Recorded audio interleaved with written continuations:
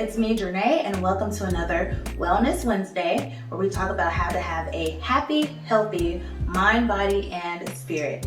Today, we are going to talk about how to start a journaling habit for self-care. Now, I know a lot of you are like, Janae, I'm not really into journaling. I'm not the kind of person who carries a diary. Well, let me tell you, it's not just about a diary. It's not just to be doing something. It really is a form of self-care for a lot of reasons. Don't think that you have to have like the classic notebook or a classic journal with a lock and key or anything like that. If you want to, then great. But it's not the only form of a journal that you can have. You can also get a digital journal. So literally there are websites, or you can use just like Google Drive and create a document and that be your journal. Or you can go to different apps and they keep the journal for you. So they record it, they'll timestamp it, and you can review it later. I have a digital journal as well as a physical journal, and it's a great way to keep track of your thoughts. You can also do video journals. So for those of you who are Beyonce fans like me, we know that Beyonce records her thoughts through her camera on her computer, and then she watches her videos later. This is a beautiful way to process your thoughts because you're hearing things out loud,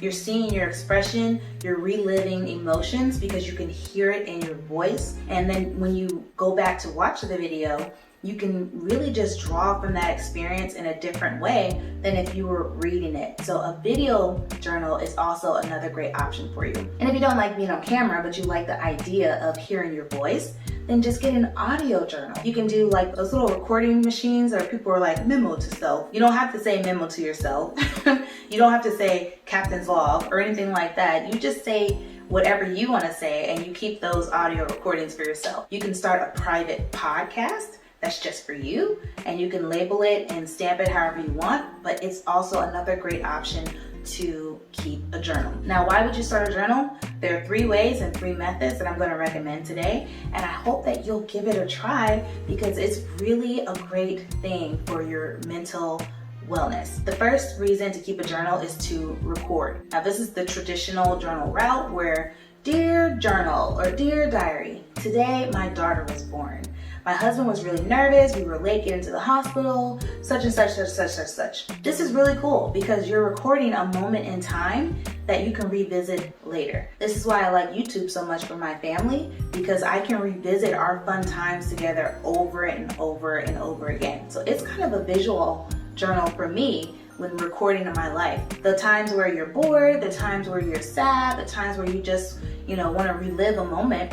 You can't do that mentally as well because things are not going to be as fresh. Sometimes memories mesh together, the years merge together, especially the older we get. It might be really difficult to remember a really great time when we were super young. So this is a great way to record your life. You can also record lists. So you can make these lists inside of your journal that help you in some way. You can make a list of things that you're grateful for. And when you reread this list, it will bring you joy and make you feel warm and giddy inside because A, it made you feel warm and giddy when it happened in real life. So you kind of relive those feelings.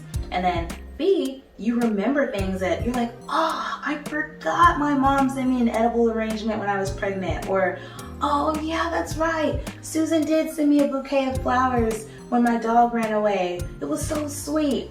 And this really helps lift up your spirit and change your energy. So creating those lists can be a very valuable thing.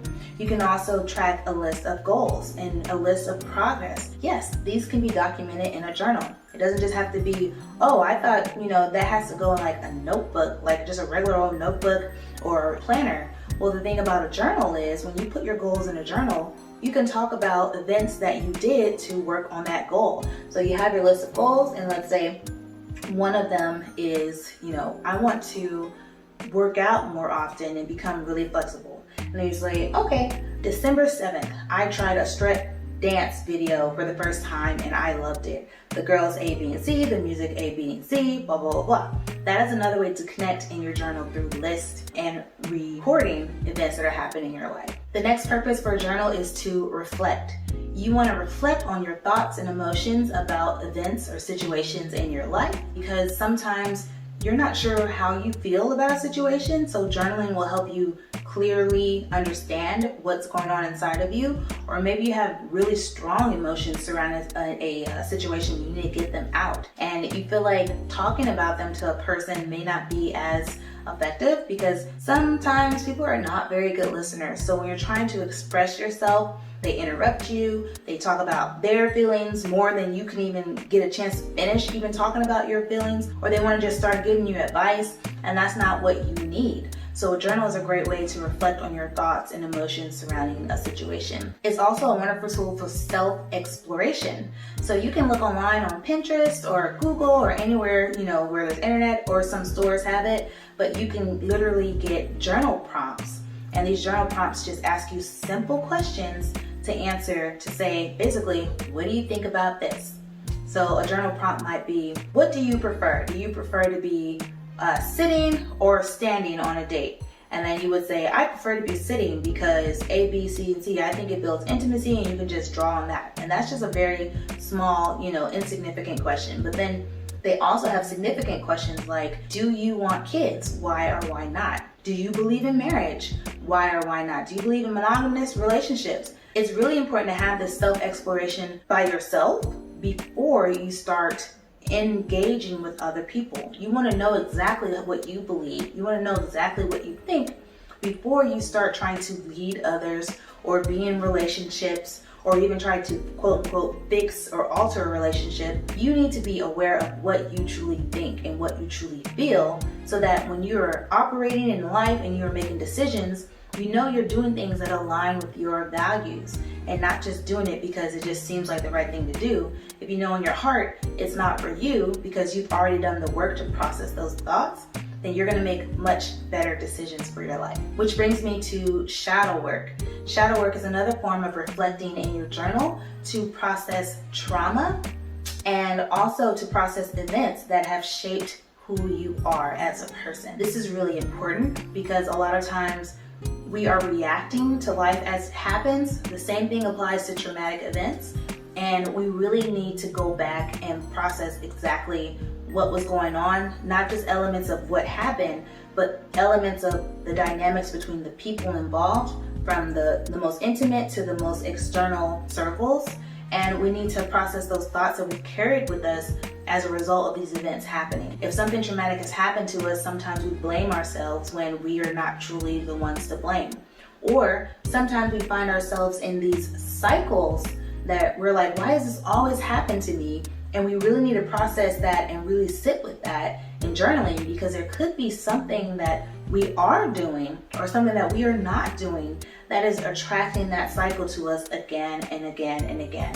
And once you're able to identify that thing, you have awareness, and you can say, what can I do to change? What can I do to create the environment, to connect with the right people? What habits do I need to develop or drop so that this doesn't happen to me again? Shadow work is incredibly powerful for doing so. Even if you don't have a counselor, I highly recommend that everyone give shadow work a try. So we've talked about recording in your journal or diary. We've talked about reflecting in your journal or diary.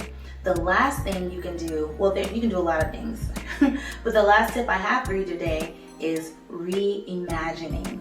This is a wonderful exercise that you can do to attract the life you desire, or the life that you're aiming for. And it's really simple. All you need to do is just write down what you want to happen. Write down your ideal outcomes for a situation and just read it to yourself over and over and over again. And what this does is it creates an emotional feeling and mindset in the body, and that helps to recalibrate your thoughts to a more optimistic path, instead of, oh, it's never going to happen. No, it's like, wow, my dream house is bomb. I wrote about me walking through my dream house. It's so beautiful. And that can motivate you to do the things you need to do to get that dream home, whether it's get a new job or save more money or whatever the method might be. Just having that written document is like the starting point to help rewire your brain to think more positively for attracting it. And then you can start attaching the habits, tendencies, other things that you need to bring that into fruition through manifestation. So reimagining things in your journal is also a wonderful way to use it for self-care. Okay, so those are the tips that I have for you today. A journal isn't just about Dear Diary, it's also about reflecting, it's about recording your life, and it's about reimagining what could be. Which one of these tips was your favorite, and which one are you going to try the next time you pick up a notebook? Let me know in the comment section below, and I hope to see you again next Wednesday. I'm Journey Alexander. Bang!